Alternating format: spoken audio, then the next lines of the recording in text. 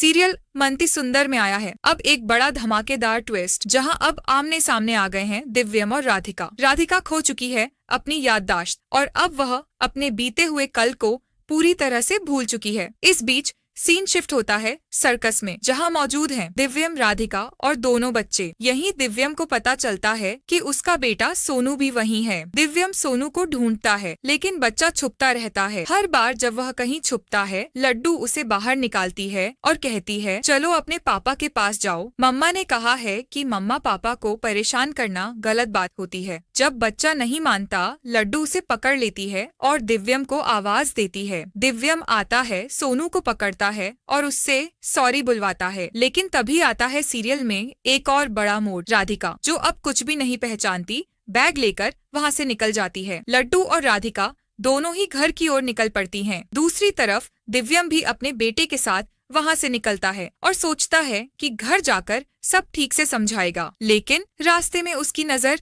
लड्डू पर पड़ती है, जो अपनी माँ के साथ पैदल चल रही होती है। दिव्यम आवाज देता है, लड्डू रुको, मैं छोड़ देता हूँ। राधिका उस आवाज को सुनती है, कुछ याद सा आता है। फ्लैशबैक शुरू होते हैं और उसकी तबीयत बिगड़ने लगती है। असल में राधिका को अब भी कुछ याद नहीं। वो नहीं जानती कि दिव्यम उसका पति है। वो अपनी बेटी के साथ खुश है और अब किसी रिश्ते को पहचानने से इनकार कर रही है। दिव्यम उसे समझाने की कोशिश करता है, तुम मेरी राधिका हो, लेकिन राधिका नहीं मानती। और जब उसे ये पता चलता है कि दिव्यम ने किसी और से शादी कर ली है, तो वो और भी ज्यादा दूरी बना लेती है। अब बड़ा सवाल ये है, दिव्यम क्या करेगा?